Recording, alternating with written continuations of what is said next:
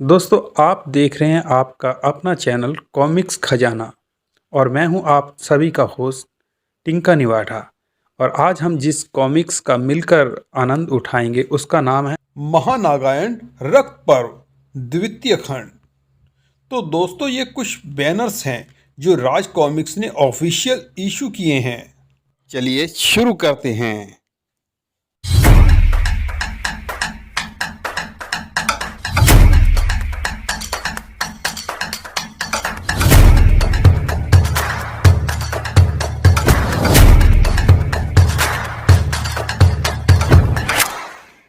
परंतु उससे पहले इनकी आत्माएं इनके शरीर में प्रवेश कर जाएंगी।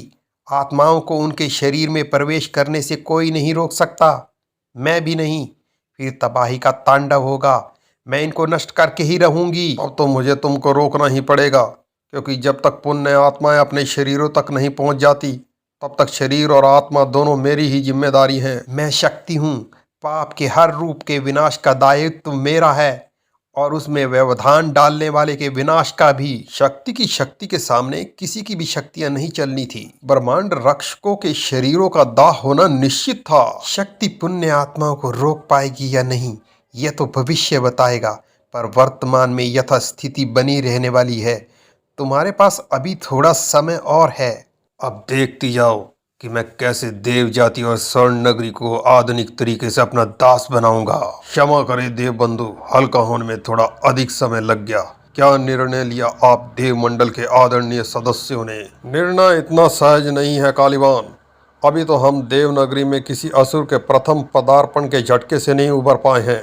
उस पर तुम्हारी सहायता का यह प्रस्ताव, यह निर्णय हम धनंजय के बिना नहीं कर सकते। हमको उसकी प्रतीक्षा है। वह किसी भी पल जीवित होकर वापस आ सकता है। मृत के जीवित होने की प्रतीक्षा। धनंजय की उपस्थिति मूल्यवान अवश्य है, पर निर्णय को अनिश्चित काल तक टाला नहीं जा सकता। मैं स्वयं भी दुविधा में हूँ। मेरे असुर कुटुंब में भी देवों की सहायता करने हेतु मेरा घोर विरोध हो रहा है, परंतु देव, असुर और नाग तो एक ही पिता महर्षि कश्यप की संतान है। मैं यह कैसे भूलूं? देव जाति का विलुप्त होना हम पर भी दुष्प्रभाव अवश्य डालेगा।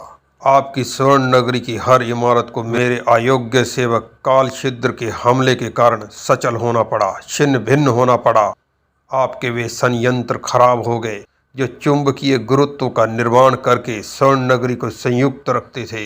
उन संयंत्रों को पुनः बनाने में हम समर्थ हैं, अवश्य हैं। आपकी 2 इमारतें पूर्वी अमेरिका तट से 500 मील दूर हैं, 3 अटलांटिक में और 7 भारतीय महासागर में हैं। और अगर एक ही इमारत का किसी भी देश को पता चल गया तो कोई भी स्वर्ण नगरी और देव रहस्य नहीं रहेंगे। ऐसी संभावना बहुत अधिक है, पर असुर हमारी सहायता कैसे करेंगे? देव विज्ञान और यंत्र विज्ञान में निपुण हैं, तो असुर माया ऊर्जा के प्रयोग में निपुण हैं। माया ऊर्जा के तंत्र द्वारा हम स्वर्ण नगरी को पुनः संयुक्त कर देंगे और बनाए भी रखेंगे। धन्यवाद कालीवान, पर मुझे भरोसा है कि हमको माया की न कभी आवश्यकता पड़ी है और न पड़ेगी। धनंजय के आते ही संचालक सुमेरु और आपातकालीन संचार तरंग पर ऐसा क्या हुआ? हमारा भवन 33 दक्षिण अफ्रीकी तट के पास है और यहाँ कोई गोताखोरी स्पर्धा हो रही है। तो होने दो, वे तुमको देख नहीं सकते। भवन का अदृश्य कवच तो सक्रिय है ही। अदृश्य कवच बीच में ठीक काम नहीं कर रहा है माननीय, और हम इस विशाल भवन को इतनी जल्दी इतनी दूर नहीं ले जा सकते। आप केंद्र भवन से सुदूर प्रेक्षण द्वारा अदृश्य कवच सक्रिय कर दें। पर हमारी यंत्र भी। माननीय मदद करिए ना, या धनंजय की प्रतीक्षा करेंगे? निर्णय ले, पल पल कीमती है। ठीक है, अगर तुम अपनी माया ऊर्जा से भवन 33 को अदृश्य कर सकते हो तो स्वर्ण नगरी तुम्हारे माया तंत्र के प्रयोग की सहमति देती है कालीवान।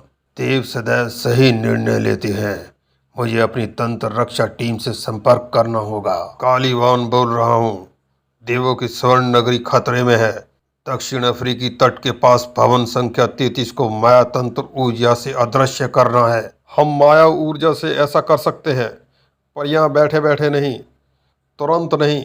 हमको कुछ दिनों का समय चाहिए। तुरंत माया ऊर्जा को उस अक्षांश देशांतर पर केंद्रित करो। हमारे पास कुछ क्षणों का समय है, इसलिए कोई ना कोई तरीका तो अपनाना ही पड़ेगा। अरे, गोताखोर भवन के आसपास तैर रहे हैं, परंतु इनके तैरने से स्पष्ट है कि ये ना तो भवन 33 को देख पा रहे हैं और ना ही स्पर्श कर पा रहे हैं। माया ऊर्जा ने अपना काम कर दिया, हम अदृश्य हो गए हैं। तुमने देव जाति को एक बड़ी दुविधा से बचा लिया कालीवान। मुझे प्रसन्नता है कि इतने युगों बाद देव और असुर अंततः मिलकर सृष्टि को आगे बढ़ा रहे हैं। ये चमत्कार कैसे हुआ देवी विदुषी? आपने स्वर्ण भवन 33 को अदृश्य किया कैसे? मैं भविष्य को आगे तक देखती हूँ पुलस। भवन 33 के पास इसी वक्त जानबूझकर गोताखोरी की प्रतियोगिता रखी गई थी।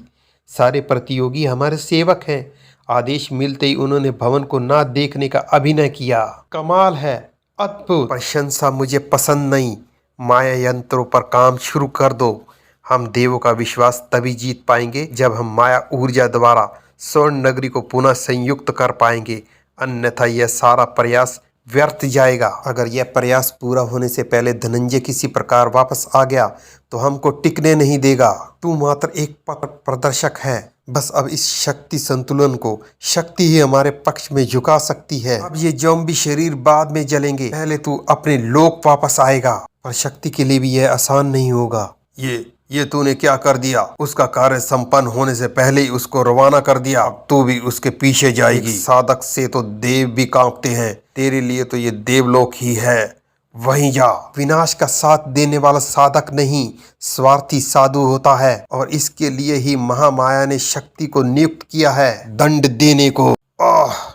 तू शक्तिशाली है, परंतु देवों की शक्ति मंत्रों के अधीन होती है। शाबर मंत्रों से बांध लूंगा मैं तुझे। हम में से कोई भी शक्ति को रोकने लायक शक्ति नहीं रखता। हमको ब्रह्मांड रक्षकों के शरीरों को यहाँ से दूर ले जाना होगा। पर कहाँ? शक्ति के लिए तो कोई भी दूरी छोटी है। और फिर अगर ये जीवित होने पर ज़ॉम्बी ही रहे तो वहाँ के जीवन को इससे खतरा रहेगा। जय ने जहाँ शक्ति का पहला बार भेजा था वहीं ये बॉक्सेस भी भेज देगा। भेज सकता हूँ, पर वो तो मैंने अंतरिक्ष में भेजा था, और मुझे पृथ्वी पर ऐसा कोई स्थान नहीं पता जहाँ पर मानवों अथवा पशुओं की आबादी ना हो। ऋषि, जब तक शक्ति वापस ताबूतों पर ध्यान देती। ताबूत कहाँ गए वे ज़ॉम्बी? पुण्य आत्माओं के शरीर किसी अत्यंत गुप्त स्थान पर सुरक्षित पहुंच चुके थे। वैसे तो मैं उन ज़ॉम्बी ब्रह्मांड रक्षकों के पहले से ही मृत शरीरों को नष्ट करके चली जाती, पर तुम लोगों ने आवाज देकर अपनी मौत को बुला लिया। वह स्थान भी अपने आयाम द्वार को चुनने दो जय। वह अपने आप ही इन ताबूतों को किसी गुप्त स्थान पर भेज देगा। उत्तम। और जब हमको उस स्थान का पता नहीं होगा तो शक्ति को भी किसी भी तरह वहां का पता नहीं चल पाएगा। चलो। इसी वक्त तिलसिम द्वारा सुरक्षित परंतु जल प्लावित तक्षक नगरी में हमारे अलावा कोई और भी इस समय धारा में है गुरुदेव। अगर उसने बाहर जाकर जागृत को हटा दिया तो हम यहीं फंस कर रह जाएंगे। तुम तो मरकर निकल भी लोगे, पर मैं तो अमर हूँ, मेरा क्या होगा? तुझे पता है कि वो दूसरा गुप्त धारा में कैसे आया? नहीं ना? फिर इसको कैसे पता चलेगा कि हम यहाँ कैसे आए हैं? हो सकता है कि वह हमसे छिप रहा हो, तो हमें उसके पीछे जाना चाहिए। हम यहाँ पर इसके लिए नहीं आए हैं। हमको अगर किसी के पीछे जाना चाहिए तो उस स्त्री के पीछे जो तक्षराज की पहली पत्नी हो सकती है। हमको जानना होगा कि वह शिशु कौन है। सही गुरुदेव, देखे तो कि नागराज का सौतेला भाई आखिर है कौन? गुरुदेव, ना तैरना महसूस हो रहा है, ना पानी गीला कर रहा है। भूल गया कि यहाँ किसी भी चीज को हम स्पर्श नहीं कर सकते। अब तेज चल ताकि हम उस स्त्री को पकड़ सकें। ना जाने में कितनी दूर निकल गई होगी वह रही, पर यह तो तक्ष नगर की सीमा को पार कर रही है। अगर वह सीमा से बाहर निकल गई तो वह लुप्त हो जाएगी। वह रुक गई है, पीछे देख रही है। हाँ, हमें देख रही है।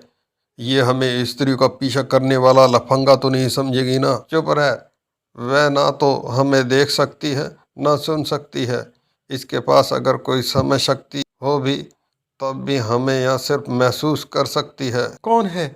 कोई है क्या? कौन आ रहा है मेरे पीछे? जो भी है वह जान ले कि वह किसका पीछा कर रहा है। विशाला है यह, पर क्या रहस्य है? मेरे तो पैरों तले जमीन खिसक गई। जमीन नहीं, पानी खिसक रहा है गुरुदेव। चुप रह, निकल ले यहाँ से। मुझे पता नहीं था कि इसके पास कोई समय शक्ति है। क्या पता हम रुके तो हमको देख भी ले। गायब होगी। कहाँ लाकर मरवा रहे हो गुरुदेव? पहले तो वह रहस्यमय समय यात्री, अब ये विशाला। भूल गए क्या? हम तो मणियों के रहस्य जानने आए थे। मैं इतना तो जान पाया हूँ कि ये मणियाँ राजा सुमेरनाथ ने तक्षक राज प्रथम को दी थी। यह वेदाचार्य ने तो शतरूपा को बताया था। उड़ते गाते मुझे भी पता चल गई। तक्षक राज प्रथम यानी मेरा पिता, नागराज का दादा। हाँ, उस समय मैं यहाँ तक्षक नगर में नहीं था, बाद में आया। मैंने सुमेरनाथ को ढूंढने की बहुत कोशिश की। पूरी पृथ्वी पर यांत्रिक मधुमक्खियों और टिड्डों के दल भेजे, परंतु सुमेरनाथ नाम का कोई राजा मुझे कभी नहीं मिला। अब अगर मैं एक बार सुमेरनाथ की शक्ल देख लूं तो शायद कुछ बात बने, पर सुमेरनाथ किस समय यहाँ आया था ये कैसे पता चलेगा? हर पल में तो हम जा नहीं सकते, उसके लिए तो अनंत समय चाहिए। पांडुलिपि, हमारे वंश की एक पांडुलिपि भी है पिताजी। तक्षक राज प्रथम उसमें हर रात दिन की घटनाएं दर्ज करते थे। हम उसी काल में वहां पहुंचते हैं। एक दो प्रयासों में सुमेर सिंह के आने का पता चल जाएगा। स्वागत है राजा सुमेर सिंह, हमारी पहली भेंट है यह। कैसे कष्ट किया बताएं। आपके परदादा अक्षराज को हमारे दादा सुमेर देव ने यह मणियां भेंट की थी, परंतु उन्होंने लौटा दी थी। अब मैं आपको फिर इन्हें देने आया हूँ। पर क्यों? ये तो अद्भुत मणियां हैं। ऐसी मणियां तो मैंने कभी नहीं देखी। मेरे जैसे छोटे राजा के लिए इनकी सुरक्षा का भार अत्यंत असंभव है। इनको स्वीकार करके राजकोष में सुरक्षित रखें, आपका अति उपकार होगा। अवश्य, ऐसी भेंट को भला मैं कैसे अस्वीकार कर सकता हूँ? पिताजी, ये कौन है? ये हमारे छोटे बेटे हैं पाशा, दिवंगत छोटी रानी की संतान हैं। ओ, ये मैं तो वह मणियां। अब आज्ञा दे महाराज, दूसरे राज्य में भी कुछ अन्य कार्यक्रम हैं। नाग पाशा, ये सुमेर सिंह तुझे देखते ही चौंका क्यों? यह कोई और बात करना चाहता था, पर शक पकाया। चल इसके पीछे चल कर देखते हैं किधर जा रहा है ये सुमेर सिंह। इस मोटे में क्या है? मैं कितनी प्यारी हरकतें कर रहा था, देखने तो देते। चुप, ये कोई गुप्त काम करना चाहता है, तभी देख रहा है कोई पीछे ना आ रहा हो। पर तुझसे ये इतना घबराया क्यों? अरे ये तो एक इच्छाधारी सर्प है। हे देव, प्रकट हो। देव जीवन मृत्यु का प्रश्न है। ये किसकी आराधना कर रहा है? किसी देव की। तक्षक नगरी में तो एक ही देव को जानता हूँ, वही जिसने मुझे और मेरे बदसूरत चेहरे को सदैव के लिए अमर कर दिया। देव कालजयी की जय हो। इस बार तो वो यहाँ पर पहले ही पहुँचा हुआ है। अब आपका ही सहारा है। मेरे स्वामी इस फूल के लिए मुझे जीवित नहीं छोड़ेंगे। वो बालक है, वह तुमको क्या स्वयं को भी नहीं पहचानता। तुम जानते हो मेरा एक रूप तक्षक नगरी के राजकोष की रक्षा के लिए यहीं रहता है। मुझे फिर भी भय है। मुझे वचन दे, इस बार ये मणियां जब तक तक्षक नगर में रहेंगी, तक्षक राज के वंश के अतिरिक्त इनके सहित पूरा खजाना अन्य कोई हासिल नहीं कर पाएगा। वचन दिया। गुरुदेव, यहाँ तो रुपयों का भंडार। अरे खींच क्यों रहे हो? हमको कोई देख थोड़ी ना सकता है गुरुदेव। वह कालजयी है, देव कालजयी 3 कालों को देख सकता है, इससे पहले कि उसे हमारा इस समय काल में वापस आने का संकेत मिले। हमको इस समय काल से बाहर निकल जाना चाहिए। दूर होकर जाएं कहाँ? वापस चले। अब और कोई रहस्य पचा नहीं पाऊंगा मैं। चुप, सब तेरे कारण हो रहा है। मतलब था, पर क्यों? तू तक्षक राज प्रथम की संतान है, जैसे तक्षक राज है। मतलब था, फिर तुझ में क्या रहस्य है? कहीं पर भूतकाल रहस्य बना हुआ था तो कहीं पर भविष्य का संसार। यह स्थान तो पूर्णतः निर्जन लगता है, वन्य प्राणियों के अलावा। भवन बता रहे हैं कि यहाँ पर कभी नाग क्षेत्र बनाने की चेष्टा की गई होगी, पर क्या कारण था कि नाग क्षेत्र को यहाँ नहीं बसाया गया? यहाँ से दूर नागद्वीप को क्यों चुना गया? ये एक ऐसा रहस्य है जिसको कभी किसी ने किसी को नहीं बताया। हमारे निवास के लिए इस वन के शोर पर बनी ये छोटी नगरी पर्याप्त है। हम यहाँ पर अपनी प्रजा को बसा सकते हैं। अगर कोई प्रजा हुई तो इस समय उनको छेड़ना बेवकूफ़ी होगी। नहीं बहन, हमारी सारी प्रजाति फिलहाल वन में ही रह रही होगी। उनको अपनी प्रजा बनाने के लिए इस वन के एक बड़े भूभाग को नष्ट करना ही होगा। विशांक का नागद्वीप से निष्कासन का क्रोध उसको सोचने समझने का अवसर ही नहीं दे रहा था। ये धुएं का गुबार असामान्य है। धुआं इतनी तेजी से ऊपर नहीं उठता। इसकी गति से तो ऐसा लग रहा है जैसे ये हमले के लिए तैयार है। यह क्षेत्र धूमाक्ष की निगरानी में है। यह वार करने का साहस तो ईश्वर भी। अरे तू तू वहाँ। वैसे ही सिर झुकाकर बोल जैसे बोल रहा था। तो इस क्षेत्र के अधिपति सम्राट विशांक के सामने खड़ा है। अधिपति सम्राट, और तू किसने यहाँ का सिंहासन तेरे नाम कर दिया रे? धुमाक्ष, हाँ, बड़ा विचित्र शब्द है। 88 में तो बार बार बोलना पड़ता है, लेकिन करा मात्र एक बार। हाँ। और यहाँ का राज्यभार तुझे महान कालदूत ने दिया है। भूमि उसकी जो उस पर आधिपत्य जमा ले, जैसे अब तक तूने जमा रखा था और अब मैं जमाऊंगा। कालदूत, वह तो सदियों पहले यहाँ से चला गया। उसने यह वन राज्य बनाने की चेष्टा की, परंतु वृक्ष चमत्कारी है। 2 दिन में फिर पुराने आकार में आ जाते हैं। हार कर भाग गया यहाँ से कालदूत। फिर तुझे वह भूमि कैसे दे सकता है? भूमि उसकी जो यहाँ पर रहे। धूम्राक्ष राजा बनाता नहीं है, बनता है। ये प्रसाद महल हमारा है और इस घनघोर वन के अंदर है हमारी प्रजा, लाखों लाख सर्प। संख्या बताने के लिए धन्यवाद। मेरे लिए इतनी प्रजा बहुत है। मृत्यु सामने देखकर तू विक्षिप्त हो गया है। मैं नहीं, उस वृक्ष भी। ये वट वृक्ष स्वयं क्यों? ओह, समझा, तू मस्तिष्क के विचार शक्ति का प्रयोग कर रहा है। आह! हाँ, मानसवार महाराज की समाधि तो यहीं बन गई। अब यहाँ का सम्राट विशांक है। विशांक, पीछे देखो। पृथ्वी में भेजकर मेरी शक्ति वापस लाने के लिए धन्यवाद। पृथ्वी में जाकर शक्ति मिलती है? खैर, तुझ में मेरे अनुमान से अधिक शक्ति है। अब मैं अनुमान से अधिक शक्ति का प्रयोग। ये क्या हो रहा है? मेरे ये पैरों पर मिट्टी की परत क्यों चढ़ रही है? मैं इसे तोड़ नहीं पा रहा हूँ। पर क्यों? क्योंकि ये पताल सर्प है। ये देव कालजयी के समान विष रखने वाले तक्षक राज की प्रजा हैं और ये तुम्हारे लिए बाम्बी बना रहे हैं। अभेग बाम्बी। ये पताल लोक का रास्ता खोलकर तुमको सीधे इनके बंदी गृह में पहुंचा देगी। तुम्हारा सामान्य ज्ञान बढ़ रहा है और तुम्हारी शेष आयु घट रही है सम्राट, और तुमको बचाने वाला कोई नहीं है सिवाय विसर्पी के। तुम्हारे विषय में हम जानते हैं कुमारी विसर्पी। तुम्हारे पास शक्ति मात्र तभी तक है जब तक तुम्हारे हाथों में राजदंड है, जो अभी नहीं है। और ये बाम्बी जब विशांक नहीं तोड़ पा रहा तो तुम क्या कर लोगी? बचा लूंगी अपने भाई को, पर उसके लिए। विसर्पी के मस्तिष्क में झंझावल चलने लगा। उसको एक प्रलयकारी निर्णय लेना था कुछ ही पलों के अंदर। उसके लिए एक ऐसा निर्णय जो उसकी जीवन नदी की दिशा को विपरीत दिशा में मोड़ देने वाला था। अब नागद्वीप का सिंहासन तुमको संभालना होगा विसर्पी। मुझ में वे क्षमता, वे शक्तियां नहीं है महात्मन। वह शक्तियां तुमको राजदंड देगा। नागद्वीप की शक्तियां तुम में समाहित कर देगा। परम शक्तिशाली होगी तुम। वे शक्तियां राजदंड की हैं महात्मन, मेरी नहीं। कोई भी नाग राजदंड के माध्यम से यहाँ राज कर सकता है, फिर मैं ही क्यों? क्योंकि तुम्हारे अंदर राज रक्त है विसर्पी। तुम्हारी सत्ता को कोई चुनौती नहीं देगा। पर तुम हटी तो उस गद्दी के सैकड़ों दावेदार पैदा हो जाएंगे। रक्त बहेगा। इच्छाधारी नाग स्वयं ही स्वयं को नष्ट करके बलहीन होते जाएंगे। और अगर राजदंड किसी कारण से मेरे हाथों में ना रहा तो क्या होगा मेरा? मैं समझ गया कुमारी विसर्पी। तुम पहले राजदंड फिर बल नहीं, वरन पहले बल और फिर राजदंड चाहती हो। तुम्हारा मानना है कि सबल ही योग्य है। वह शक्ति तुम्हारे अंदर है, मणिराज के रक्त में रची बसी है। तुमको बस उसका आह्वान करना है, फिर शारीरिक बल छोड़कर किसी भी नाग की शक्ति को काट सकोगी तुम। बस वह नाग दास होना चाहिए। किसी नाग राजा से तुम्हारा बराबर का मुकाबला होगा, क्योंकि तुम्हारे समक्ष आते ही उसको अपनी आदि शक्ति तुमको देनी होगी।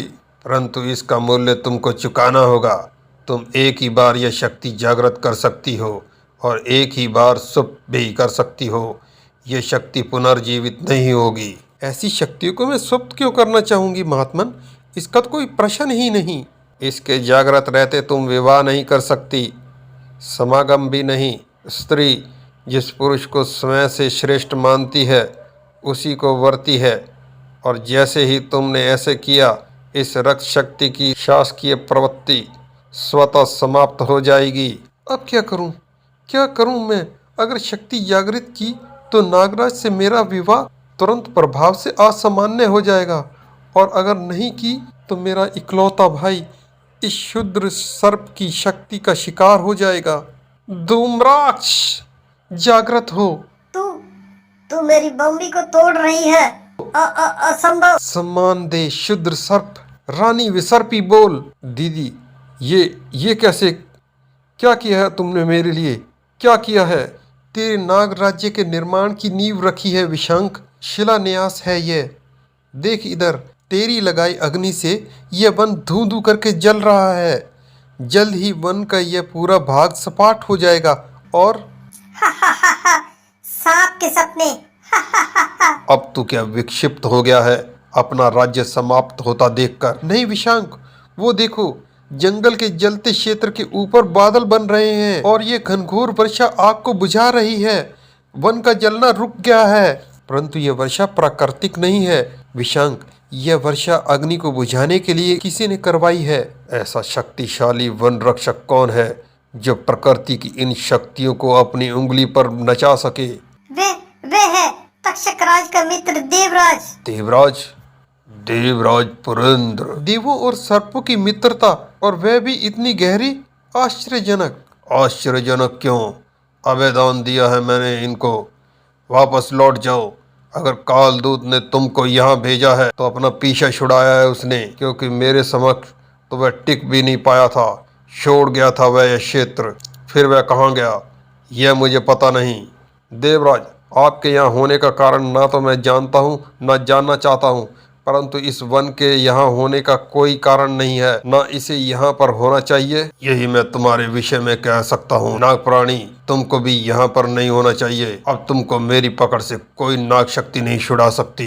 ओह, तूने मुझे सच में पकड़ लिया, पर यही तो मैं चाहता था, तू मुझे पकड़ ले। तेरा प्रतिरूप तू प्रतिरूप बना सकता है। तूने जानबूझकर अपने आप को बंदी क्यों बनाया? तेरा मानस काबू में ले सकूं। समस्त ब्रह्मांड की शक्तियाँ तेरी गुलाम हैं, पर अब तू मेरा गुलाम है। अब जाकर इस पाताल सर्प को। ओह, ये असंभव है। मेरे काबू में होने के बावजूद ऐसा वार कैसे कर पा रहा है? मैंने तो इसे अनुमति दी नहीं। ओह, यह कृत्रिम बुद्धिमत्ता है, आर्टिफिशियल इंटेलिजेंस। देवयाती यांत्रिक शक्तियों में अति उत्तम है। इसने अपनी शक्ति को अपने सूंड में लगी कृत्रिम बुद्धिमत्ता को दे दिया है। अब वह वार कर रही है। तेरे कब्जे वाला इसका दिमाग नहीं, अब कंट्रोल कृत्रिम के पास है। तू पीछे हट, मेरी शक्ति इस पर व्यर्थ नहीं जाएगी। तुम्हारी कौन सी शक्ति? महात्मा कालदूत का आशीर्वाद है। मैंने अपनी राजसी शक्ति को जागृत कर लिया है। उस शक्ति के रहते राजा मेरे समक्ष आएगा। उसकी आदि शक्ति मुझे इसकी शक्ति मुझे मिल क्यों नहीं? क्या ये देवों का राजा नहीं है? परंतु अगर ये प्रजा होता तो इसकी शक्तियाँ मुझ पर प्रभावहीन होती। फिर पर यह शक्ति जागृत करने के लिए तुमने किया क्या मूल्य दिया इसका? देवराज का मानस बहुत शक्तिशाली है। यह उल्टा मुझ पर काबू करने की चेष्टा कर रहा है। अपनी शक्तियों के बावजूद विसर्पी और विशांक बेबस नजर आ रहे थे, और यही हाल कहीं और भी था। वह आयाम द्वार कहाँ का था यह सिर्फ द्वार को ही पता था। अब वह द्वार लगभग बंद हो चुका है। शक्ति प्रकाश पुंज है, वह एक दरार में से भी जा सकती है। आयाम द्वार पूर्ण रूप से बंद होने तक इसको रोकने की कोशिश करनी होगी। ओह, ऐसे तो ये ब्रह्मांड रक्षकों के पास पहुंचकर उनको नष्ट कर देगी। यह क्या लड़की, तू मुझे शक्ति को तंत्र से बांधने की कोशिश कर रही है। सही कहा, कोशिश कर रही हूँ। मैं तुम्हें हरा तो नहीं सकती, पर द्वार के बंद होने तक रोके तो रख सकती हूँ। उफ, इसकी शक्तियाँ मुझ पर तो नहीं, पर ममता के शरीर पर असरकारक है। अगर यह द्वार बंद हो गया तो ब्रह्मांड रक्षकों के ज़ॉम्बी शरीरों को नष्ट करने के लिए उन तक पहुंचना असंभव हो जाएगा। मेरे पास एकमात्र पल है। मैं प्रकाश रूप में आयाम के द्वार के पार नहीं जा पा रही, पर अपनी अग्नि को तो भेज ही सकती हूँ। यह भी तो ऊर्जा का ही रूप है। शक्ति की दैवीय अग्नि ऊर्जा उस अणु में हो चुके द्वार के पार पहुंच गई और वन क्षेत्र में जा गिरी। खुरेंद्र की कृत्रिम मानस के कारण मौत की दहलीज पर पहुंच चुके नाग क्षेत्र के नए शासकों को कुछ पल का जीवन और मिल गया। कुछ पल का जीवन। ये क्या? ये अग्नि विस्फोट कहाँ से आया? पर इसके कारण मेरा गुलाम मानस आजाद हो गया। ये दावानल तो विद्युत की गति से वन क्षेत्र को खाक कर रही है। बाल बाल बचे, पर तुमको क्या हुआ दीदी? नागराज की आत्मा तेजी से इसी स्थान पर आ रही है। मुझे अब आभास हो रहा है, पर क्यों? देखना पड़ेगा। चलो विशांक, इस अग्नि विस्फोटक में और नागराज की पुण्य आत्मा के यहाँ आने के संकेत में कुछ तो संबंध अवश्य है। ओह, यह कैसे? पुण्य आत्माओं के शरीर वाले ताबूत यहाँ से हजारों किलोमीटर दूर थे, पर ये यहाँ कैसे आ गए और क्यों? वे ताबूत नदी के प्रवाह में फिर भी सुरक्षित रहते हैं, पर वे किनारे आ लगे हैं। इस दावानल की एक हल्की सी लपट भी इनको तिनके की तरह जला देगी। इस आग को बुझाना होगा। मैं अपनी मानसिक शक्तियों से इन ताबूतों को आग के बीच में से निकालने की कोशिश करता हूँ। यह क्या? तेरे मानसिक रूप भी जलकर खाक हो रहे हैं विशांक। ऐसा तो सूर्य देव भी नहीं कर सकते। यह देवी अग्नि लगती है बहन, इसको तो सिर्फ कोई देव ही बुझा सकता है। यही तो जीवन का विरोधाभास है भाई। एक पल पहले जो हम स्वयं करना चाह रहे थे, अब उसे प्राण देकर भी रोकना चाहते हैं। पर पुरेंद्र कहाँ है? वह एक भीषण चक्रवात का निर्माण कर रहा है। यह वर्षा जब होगी तो आग तुरंत बुझ जाएगी। तूफानी बादल बरसे नहीं, फट पड़े, और जब तूफानी बादल फटता है तो प्रलय आ जाती है। ओह, आग तो बुझ गई, पर जंगली नदी भी उफान पर समुद्र बन गई है। ताबूत कहीं नजर नहीं आ रहे, या तो वे डूब गए या फिर इस नदी की तीव्र धारा में कहीं दूर बह गए हैं। ओह, जब तक उनकी स्थिति का पता नहीं चलता तब तक वन दहन करना उचित नहीं है। दहन तो हमने बस शुरू कर दिया था, उसके बाद ना जाने किसने इस दहन का भार उठा लिया। किसने मेरी अग्नि को चक्रवात से बुझाने की जुर्रत की? अगर यह अंतिम सुलगती डाली भी बुझ जाती तो मुझे उन घातक ज़ॉम्बियों का ठिकाना कभी पता ना चलता। ओह, तो तुम दोनों उन ज़ॉम्बीज को बचाने के लिए पहले यहाँ आज पहुँचे हो, यानी आग बुझाना तुम्हारा ही काम है। चलो इस वाली आग को बुझा कर देखो। यह क्या हुआ? तुमको मेरी अग्नि से बचाने वाली यह अग्नि लहर कहाँ से आई? ओह, तो तुम हो दावानल भड़काने वाली, और इनके साथ आई हो। लौट जाओ, मेरे रहते इस वन को कोई क्षति नहीं पहुंचा सकता। आह, तू है मेरी अग्नि को बुझाकर मेरी अग्नि संकेतों को रोकने वाला अपराधी। यहाँ पर नियम मैं बनाता हूँ, कौन निर्दोष है और कौन अपराधी, इसका न्यायाधीश हूँ मैं। तू निर्णय सुनाता रहे, पर दंड तो शक्ति ही देगी। जब तक ये दोनों आपस में निपटे तब तक हम ताबूतों को ढूंढते हैं और उनको सुरक्षित स्थान पर पहुंचाकर फिर इस स्थान को नागराज्य बनाने के लिए दावानल से सम्मत करते हैं। अरे, नदी उफन गई है और एक भी ताबूत नजर नहीं आ रहा। कहीं सारे ताबूत डूब तो नहीं गए?